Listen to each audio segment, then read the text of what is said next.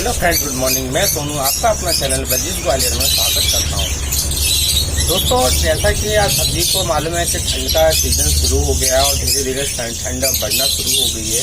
ठीक है, रात के टेम्परेचर की अगर बात करें तो अब 18, 19, 17 डिग्री तक भी हो रहा है, बल्कि 16 तक भी पहुंचना शुरू हो गया है रात का टेम्परेचर। और उसके बाद दिन का टेम्परेचर जो है वो 30, 32 तक होना शुरू हो गया है। ठीक है, तो अभी टेम्परेचर जो है धीरे धीरे कम होना शुरू हो गया है। अभी दोस्तों आज जो बात करेंगे वो अपने जो बजीज पैरेट के जो चिक्स हैं वो एक्सपायर हो जाते हैं, ख़त्म हो जाते हैं, तो उनके ऊपर बात करेंगे। कई एक दोस्त भाई हैं जिनके मेरे पास व्हाट्सएप पे मैसेज आ रहे हैं और कॉल्स भी आ जाते हैं कि चिक्स ख़त्म हो रहे हैं बजीज पैरेट के। मैं बहुत परेशान हूँ। ठीक है, और बच नहीं रहे हैं, बल्कि 20-20 दिन के बच्चे होने के बाद में ख़त्म हो रहे हैं। तो काफ़ी ज़्यादा परेशानी है सभी को, और ऐसी परेशानी दोस्तों मेरे को भी है। मेरे को बजीज का अनुभव होने के बावजूद भी मेरे को ऐसी परेशानी हो रही है।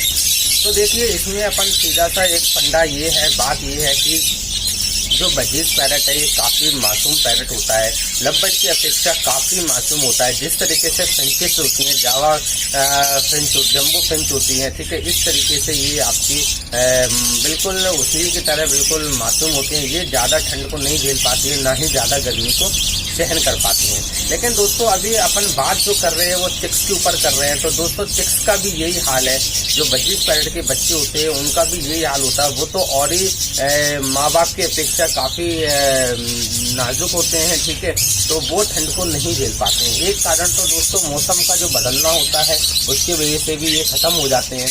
और दूसरा दोस्तों कारण ये है कि कहीं ना कहीं अपन साफ सफाई का अभाव रखते हैं, तो इस वजह से भी अपने चिक्स खत्म हो जाते हैं। और कहीं ना कहीं अपन जो सॉफ्ट फूड वगैरह है वो ज़्यादा दे देते हैं, तो इस वजह से भी अपने चिक्स खत्म हो जाते हैं। लेकिन दोस्तों बात करेंगे कि ये सब तो अपन कंट्रोल कर सकते हैं। ठीक है, जैसे कि आप साफ सफाई का विशेष ध्यान दें तो चिक्स आपकी मट्टी में इतनी जल्दी नहीं खत्म होंगे। और सॉफ्ट फूड का भी ध्यान दें, सॉफ्ट फूड भी इतना डालें जितना कि आपकी बजीज पैरेट 2 से 3 घंटे के अंदर खत्म कर दे। 3 घंटा इसके अंदर खत्म कर दें, उसके ऊपर सॉफ्ट फूड ना रहे। लेकिन दोस्तों सॉफ्ट फूड में अगर बॉयल राइस आप थोड़ा सा ज़्यादा भी डाल देंगे तो कोई दिक्कत वाली बात नहीं। जैसे कि आपको मेरे वीडियो में दिखाई दे रहा होगा कि ये देखिए बॉयल राइस को कितने स्वाद के साथ खा रहे हैं। लेकिन दोस्तों ये बॉयल राइस जो है खाने के बाद में जो बचेगा वो इनका कुतरन वाला रह जाता है, जो कुतर के फेंक देते हैं वो रह जाता है।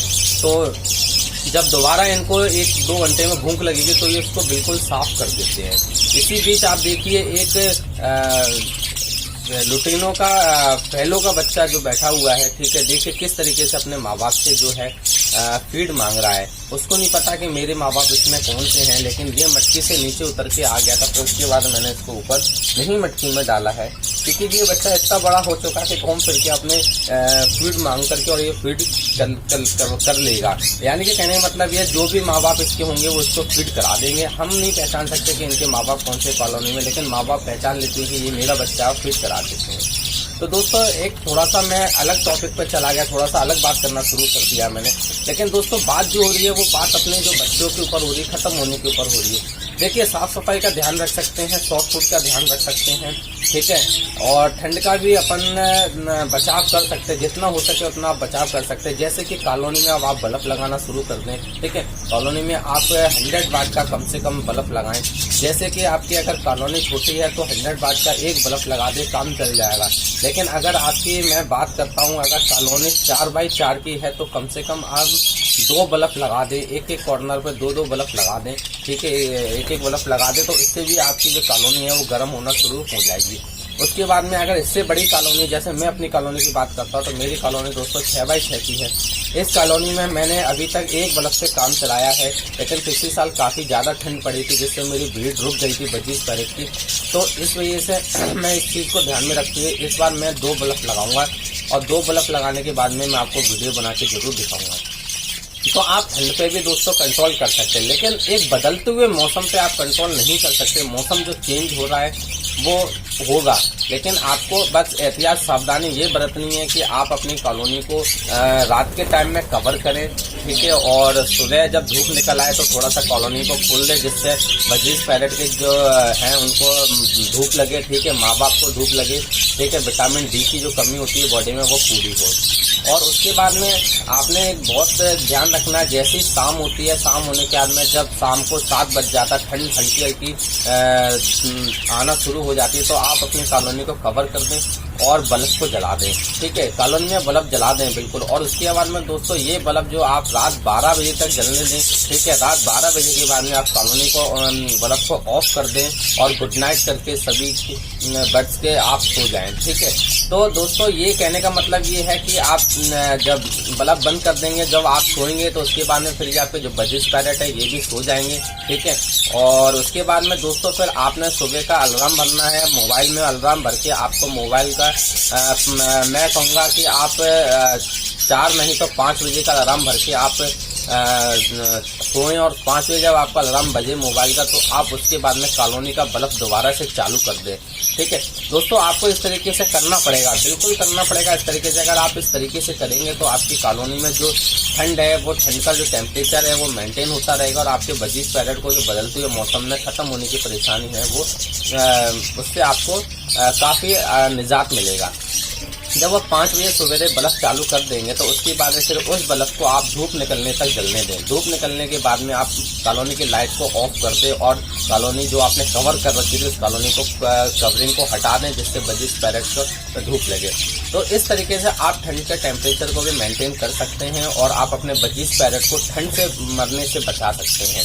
तो मैंने आपको बताया कि एक सबसे बड़ा जो प्रभाव है बदलता हुआ मौसम ठंड का है, तो उसमें आप कंट्रोल करेंगे तो आपका बजीज पैरेट का चिक्स है वो मरना कम होंगे। और उसके बाद में आपने शॉर्ट फूड का ध्यान रखना है, साफ सफाई का विशेष ध्यान रखना है। दोस्तों साफ सफाई का विशेष ध्यान मैं बता रहा हूँ, ये 100% बिल्कुल सही है। अगर आप कॉलोनी में आपकी जो मच्छियाँ हैं वो गंदी रहेंगी, तो गंदी रहने के बाद में आपके जो बजीज पैरेट है उनके मुंह में बीट लग जाएगी और आपको पता नहीं चलेगा। आप 2-2, 3-3 दिन तक कॉलोनी में नहीं देखेंगे, बीट लग जाएगी उनकी सोच में, फिर वो फीड कराएंगे माँ बाप, लेकिन जब उसका मुंह नहीं खुल रहा होगा तो फिर वो चिल्लाता जरूर रहेगा लेकिन वो फीड नहीं ले पाएगा और इसके कारण से आपके बजीज पैरेट की चिक्स की मौत हो जाएगी। दूसरा, उनके पैरों में जब बीट लग जाती है, उनकी जो टेल होती है उसमें बीट लग जाती है, तो इस वजह से फिर उनको चलने में, बैठने में, घूमने में उस मच्छी में प्रॉब्लम होना शुरू हो जाती है। इस वजह से भी आपके बजीज पैरेट को काफ़ी प्रॉब्लम होती है। तो फिर इस वजह से वो फीड सही से नहीं ले पाते और धीरे धीरे वो वीक हो जाते हैं और मर जाते हैं, जो अपन को पता नहीं चलता है। छोटी छोटी बातें हैं जो अपन पर नहीं ध्यान में रहती हैं और अपने बजीज पैरेट की जो चिक्स है उनकी डेथ हो जाती है। लेकिन दोस्तों आपने विशेष ध्यान रखना है कि मटकी साफ का मतलब ये नहीं है कि आप रोज उनको साफ करना शुरू कर दें। जब आपको दिखाई दे कि मटकी गीली हो रही है तो आप मटकी को साफ करें। जब आपको दिखाई दे कि इसके अंदर बीट ज़्यादा है तो आप मटकी को साफ करें, ठीक है। और मैं यही कहना चाहूँगा कि यदि आप चिक्स की जितनी देखरेख ज़्यादा करेंगे उतने ही आपके चिक्स हेल्थी रहेंगे, उतने ही चिक्स आपको ज़्यादा मिलेंगे बजीज पैरेट से। उसके बाद में दोस्तों क्या होता है कि कई एक प्रकार से बच्चे बीमार हो जाते हैं, ठीक है, जो आपको हमको पता नहीं चलते हैं, ठीक है। कुछ ना कुछ ऐसी बीमारी बच्चों को पैदा होने के बाद कुछ दिनों के बाद में लग जाती है, जिस कारण से आपके बजीज पैरेट के चिक्स होते हैं वो एक्सपायर हो जाते हैं। तो दोस्तों उसके लिए आप और हम कुछ नहीं कर सकते हैं, ठीक है। जो एक्सपायर होने हैं वो होंगे, जो आया है वो जरूर जाएगा, ठीक है।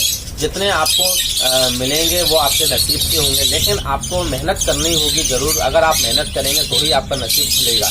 मैं समझता हूँ कि नसीब जरूर साथ देता है, लेकिन सबसे पहले मेहनत भी सबसे बड़ी चीज़ होती है। अगर आप मेहनत करेंगे बजीज पैरेट के ऊपर तो आपको जरूर अच्छा रिजल्ट मिलेगा, ठीक है। लेकिन दोस्तों बस मैंने जो आपको सावधानियां बताई हैं, ये सावधानी का आप विशेष ध्यान रखेंगे तो आपके बजीज पैरेट की जो मरना है वो कम हो जाएगा, ठीक है। दोस्तों मेरे यहाँ भी बजीज पैरेट के चिक्स इस बार बहुत दनादन खत्म हो रहे हैं, ठीक है। और उसके और बजीज पैरेट जो माँ बाप हैं वो भी खत्म हो गए हैं, जिसमें जो मादियाँ हैं वो एक्सपायर हो गई हैं। तो दोस्तों कहीं ना कहीं बीमारी के कारण खत्म हो गई हैं गर्मी में, और उसके बाद में अभी कुछ मादियाँ मेरी कॉलोनी में फाइट होने की वजह से खत्म हो गई। दोस्तों मैंने इस साल 35 पेयर डाले थे और रिजल्ट की अच्छी उम्मीद की थी, लेकिन दोस्तों पिछले साल की अपेक्षा मेरा रिजल्ट बहुत ही कम है। लेकिन जो दोस्तों हकीकत होती है वो मैं आपको बताता हूँ, वो मैं आपसे नहीं छुपाता हूँ, ठीक है।